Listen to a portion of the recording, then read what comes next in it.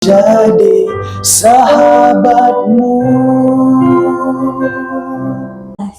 Semakin tinggi note, semakin banyak udara yang you gunakan lah. It means semakin banyaklah pernafasan yang you kena ambil. Nak support nada tinggi, nombor satu dia adalah udara yang sangat banyak. Kamu punya dada ni semakin naik. Okay, sepanjang kita nyanyi boleh tak?